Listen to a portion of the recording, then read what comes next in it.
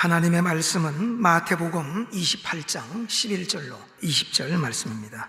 여자들이 갈 때 경비병 중 몇이 성에 들어가 모든 된 일을 대제사장들에게 알리니 그들이 장로들과 함께 모여 의논하고 군인들에게 돈을 많이 주며 이르되 너희는 말하기를 그의 제자들이 밤에 와서 우리가 잘 때에 그를 도둑질하여 갔다 하라.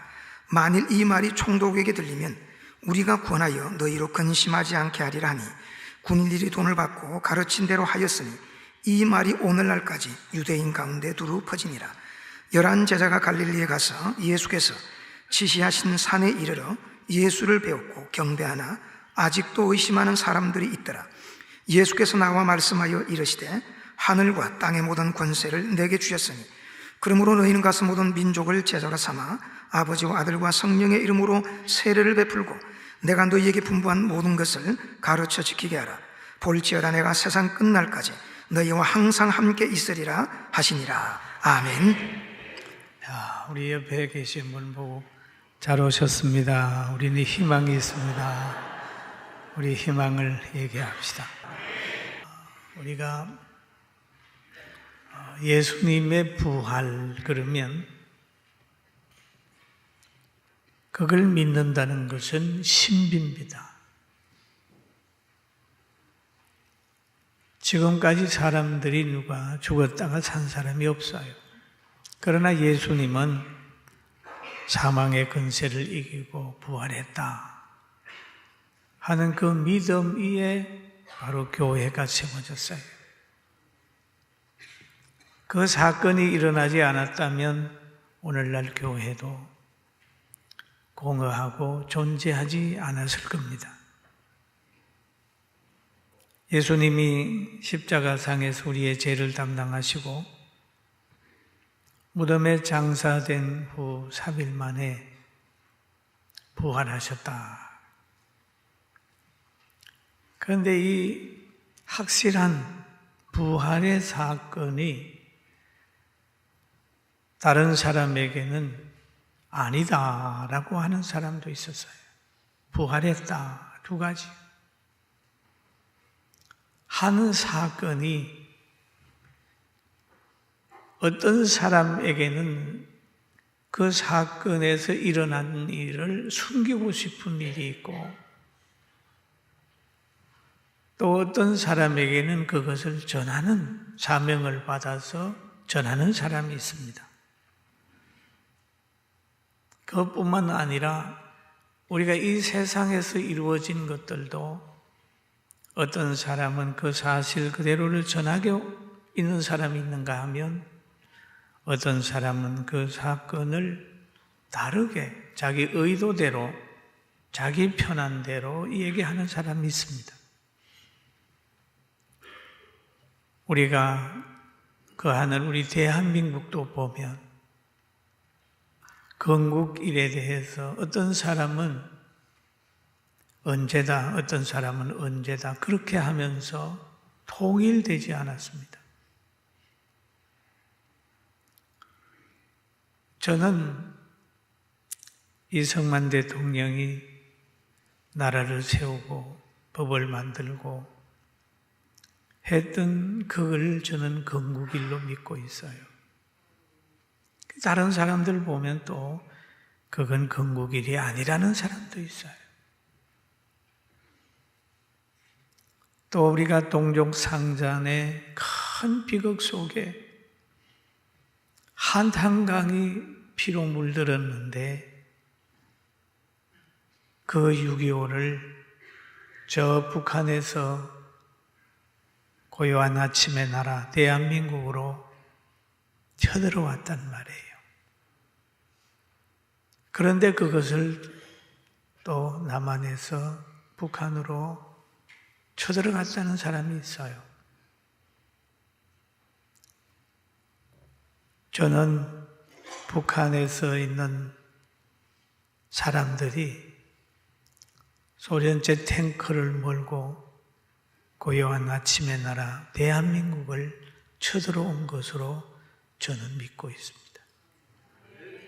그런데 그렇지 않는 사람도 있어요. 그런 것처럼 바른 사건을 보는 두 가지 관점이 있습니다. 예수님이 장사된 지 3일 만에 하나님의 역사로 무덤 문을 열고 나왔어요. 부활했어요. 그런데 이 부활의 사건이 군병들에 의해서 예수님의 제자들이 도둑질해 갔다. 또 그 사건을 본 여인들과 제자들은 예수님 부활하셨다. 두 가지 소식이 예수님 당시에 유대인들 가운데 두루 전해지고 있었습니다.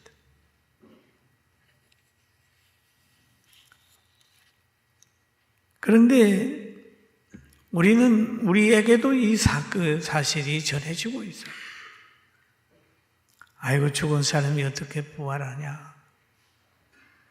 라고 하는 그런 생각을 가지기도 합니다. 그러나 성경은 우리에게 말하길 부활했다.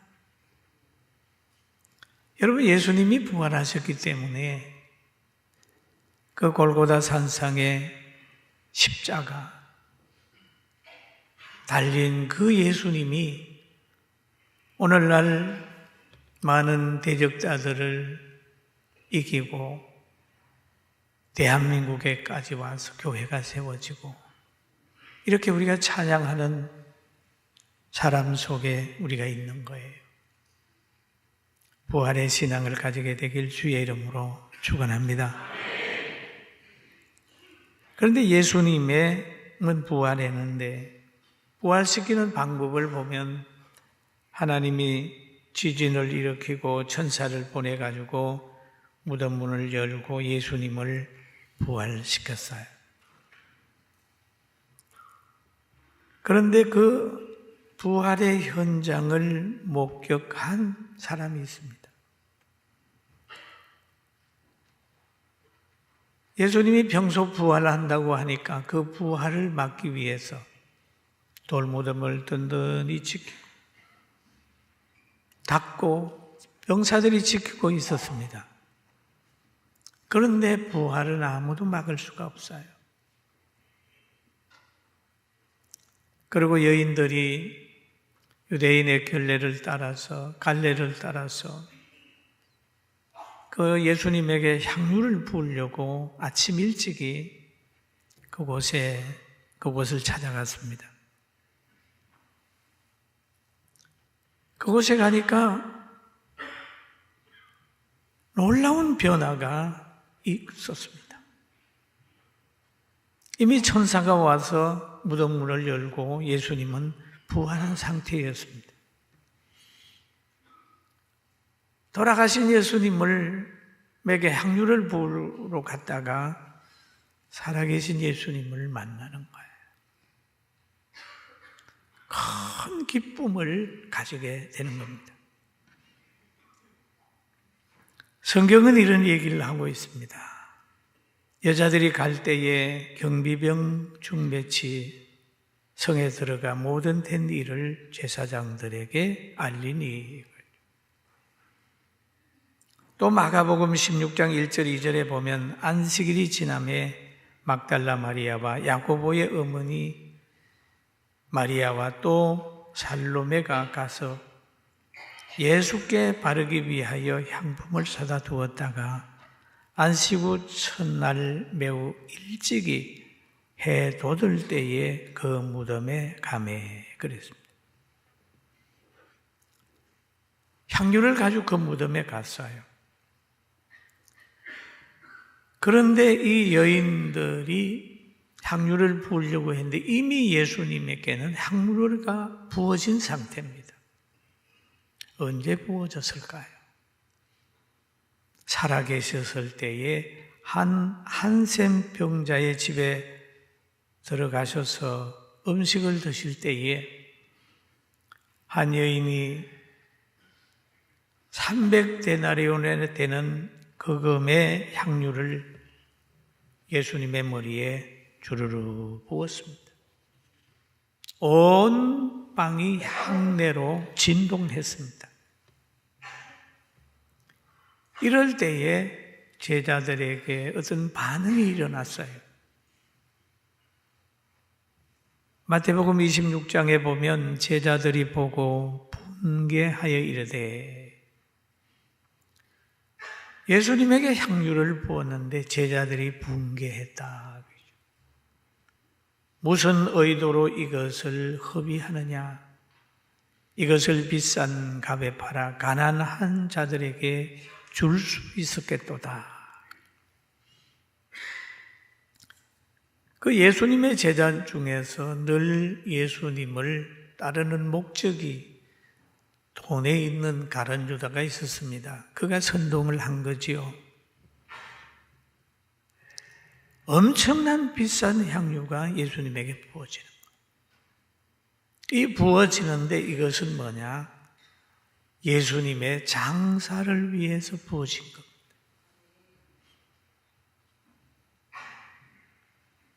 예수님의 장사를 위해서 부어졌는데 이거를 모르는 가룟 유다는 그 가난한 사람들이 팔아서 가난한 사람들에게 주지 그걸 허비한다고 그렇게 해서 향유를 부은 그를 오히려 박해하고 있는 모습을 성경 속에서 찾아볼 수 있습니다.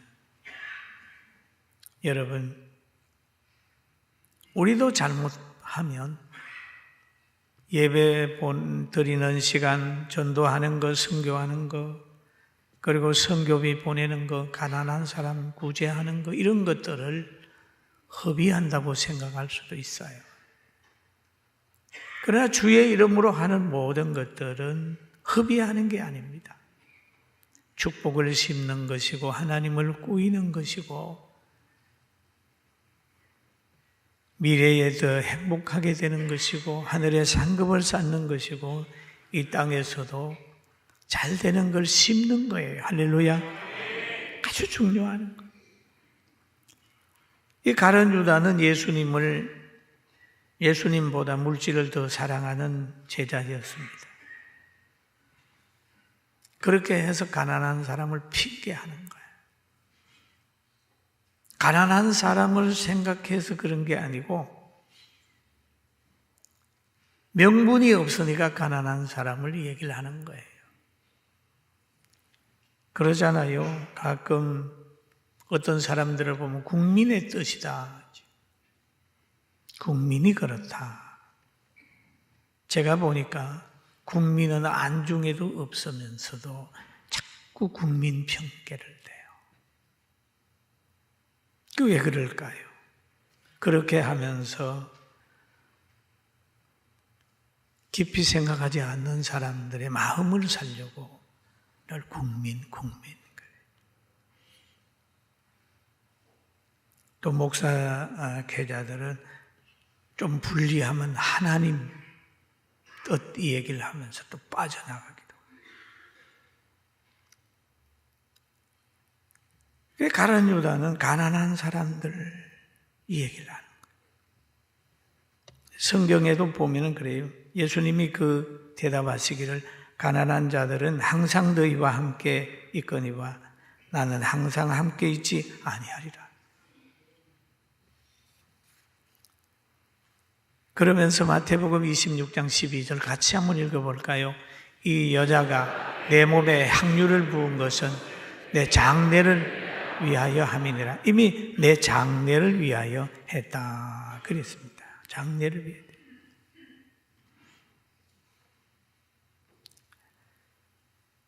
그랬는데 예수님께서 이제 부활하셨죠.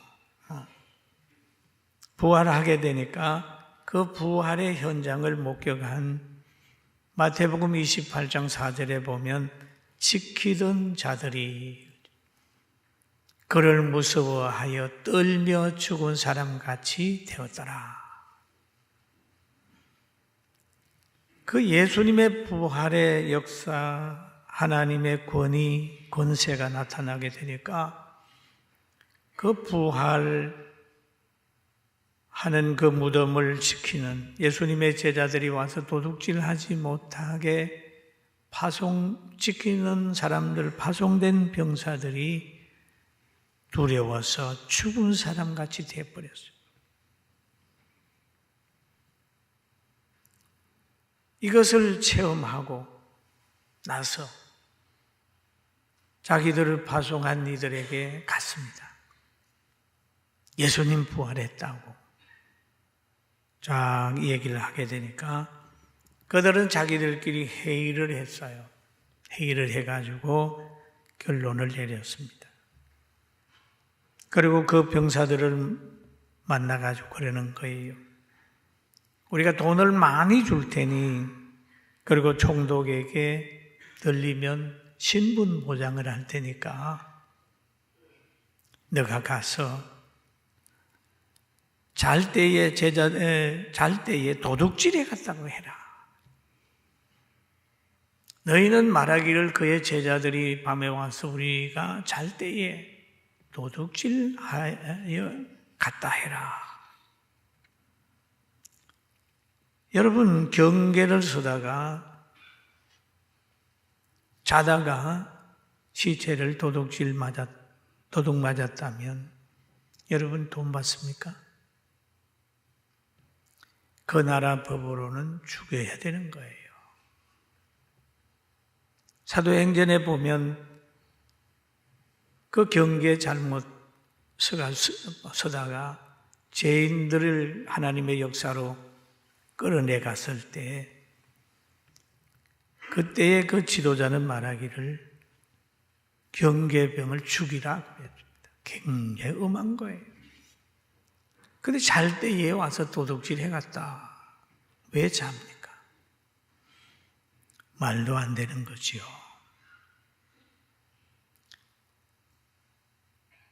그런데 제자들은 도둑질할 상황이 아니에요. 그리고 근무자인 군병이 도둑 맞고도 돈 받는 그런 일은 없어요. 다 꾸며낸 얘기죠. 그리고 예수님의 부활한 장소는 빈 무덤이에요. 그리고 그 베드로가 그 부활했다는 말을 듣고 무덤에 달려가 봤더니 거기에 세마포가 있었습니다. 예수님을 싼 세마포가 거기 놓여 있었습니다.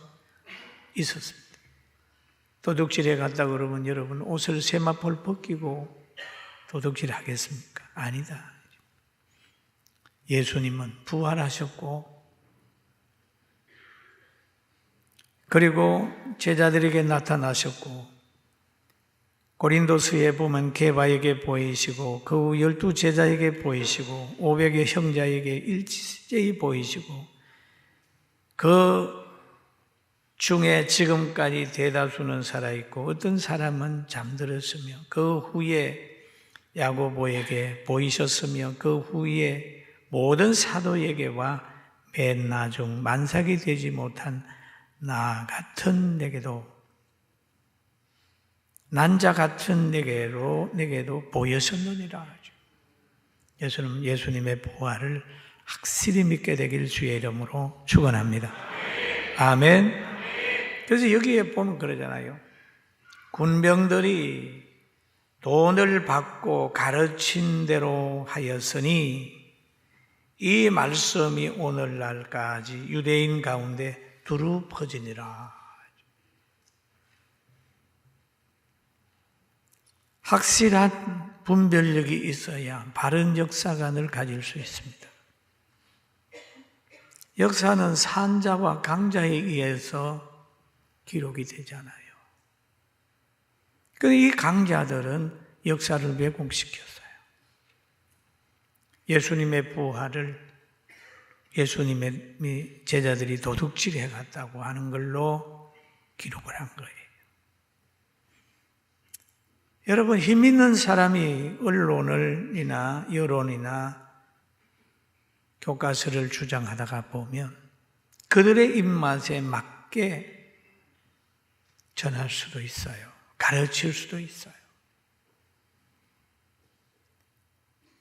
그리고 이 군병들과 거기에 건세 잡은 사람들이 그때 모든 걸 주장하다가 보니까 부활했다고 하는 여인과 죄자들의 얘기는 가짜 뉴스로 그 시대에 많은 사람들에게 정죄받게 만들었을 수도 있습니다. 우리는 이 땅에 살면서 복음이 굉장히 박해받는 그런 환경을 보기도 합니다. 하나님이 없다고 하는 공산주의자들은 하나님의 말씀을 배척합니다. 듣지 못하게 하고 읽지 못하게 하고 성경책을 소유하지 못하게 합니다. 그러나 믿음의 사람 된 여러분과 저는 저 화려한 곳에 들려오는 강자들의 이야기보다는 성령으로 기록된 하나님의 말씀, 이 말씀을 마음에 깊이 아로새기며 구원받은 영혼으로 인하여 심령천국 이루고 항상 기뻐하는 삶을 살기를 주님의 이름으로 축원합니다. 그 여기에 이 가짜들, 양심을 판 군병들이 전하는 그것이 오늘날 유대인 가운데 두루 퍼진다. 도둑질해 갔다 하라. 그러면 자기들이 그 장소에서 정인인데 내가 봤는데 내가 근무했는데 도둑질하는 걸 해갔다. 그러면 한 번 더 생각해 봐야 되잖아요. 그 도둑질, 근무 잘못한 사람이 저렇게 당당할 수 있을까? 생각을 해보면 분별이 돼요. 그래서 이 부활 얘기를 하면 세 가지 학설이 있어요. 도적설, 기절설, 부활설 있습니다. 그러나 여러분과 저는 부활을 믿고 있으니까 부활하신 주님을 마음에 영접하고 평안을 갖게 되기를 주님의 이름으로 축원합니다. 여기 보면 그러잖아요. 베드로가 여인들의 말을 듣고 막 무덤에 달려가 봤더니 그 무덤에 세마포가 도둑질 하지 않았다는 증거가 물적 증거로도 남는 거예요. 그리고 우리는 지금 부활을 믿는 믿음을 가졌다는 것은 굉장한 이 좋은 것이고 참 잘 만났어요. 모태의 신앙인 분들은 부모님 잘 만났고 또 교회 나올 수 있는 환경이 되겠도록 부부간에 만났다면 참 잘 만났고 교회가 있는 동네에 태어났다면 그것도 잘 태어난 거예요. 그리고 우리가 인생을 얘기를 하게 되면 인생이 뭡니까? 우리의 육체는 풀과 같고 육체가 누리는 아름다움이나 부나 권력이나 모든 것들은 풀에 핀 하나의 꽃과 같다. 꽃은 떨어지고 풀은 마른다는 거죠. 그럼 다음은 뭐가 될까요? 다 똑같이 가는 거예요.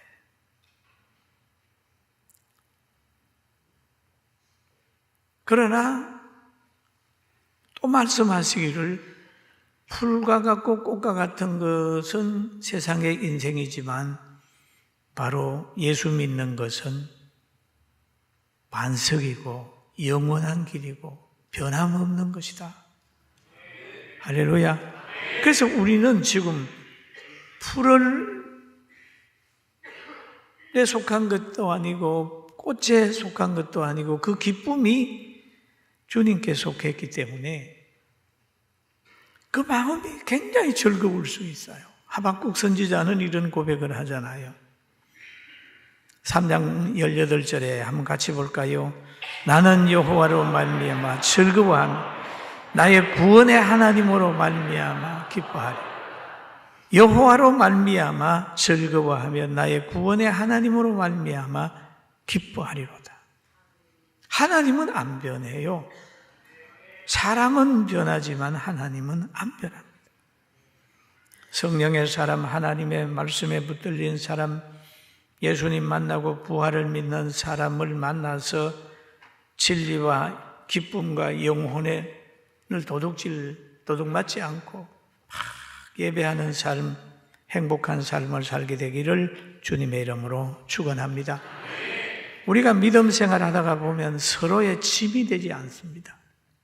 서로의 에너지를 공급하는 사람이 되어야 되는데 잘못하다가 보면 서로의 짐이 될 수가 있어요. 부부간에도 여러분 짐되지 말고 서로 간에 에너지를 주는 힘이 되고 행복한 만남이 계속 유지되기를 주의 이름으로 축원합니다.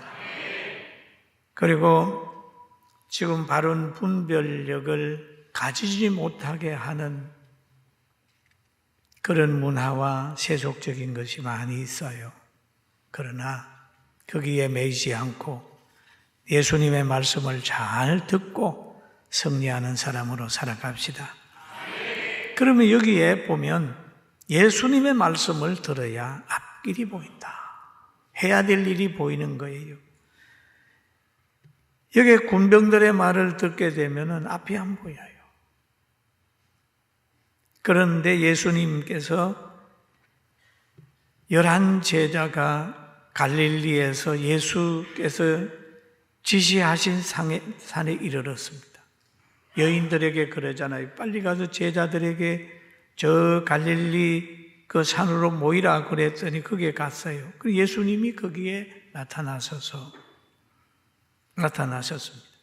그럴 때 그 제자들이 예수님을 배웠고 경배했습니다. 그런데 그 중에 아직도 몇 번 만났는데 거기에서 아직도 의심하는 사람이 있더라. 이게 사람입니다, 여러분. 모태의 신앙이고 그리고 10년, 20년 예수 믿고 성경을 몇 번씩 읽었음에도 아직도 예수님을 못 믿는 사람이 있어요. 아직도 사람에게 다리 걸려가지고 그 사람들의 상처받아서 신앙을 회복하지 못하는 사람이 있어요. 여러분 믿음 없는 사람 되지 말고 믿는 사람이 됩시다. 아멘. 우리의 삶 속에는 섬김과 나눔과 하나님의 미랄의 역할, 빛과 소금의 사역을 잘 감당해서 우리를 만나는 모든 사람이 행복하게 그리고 그리스도의 향기를 느낄 수 있도록 살고 가정에서도 여러분 만남이 축복의 씨앗이 돼서 여러분만 들어가면 가정이 온화하고 따뜻하고 늘 어디 가도 합평하는 사람 되고 또 하나님이 주시고자 하는 약속 성령을 받아서 복음의 증인이 꼭 되셔서 승리하게 되기를 주의 이름으로 축원합니다.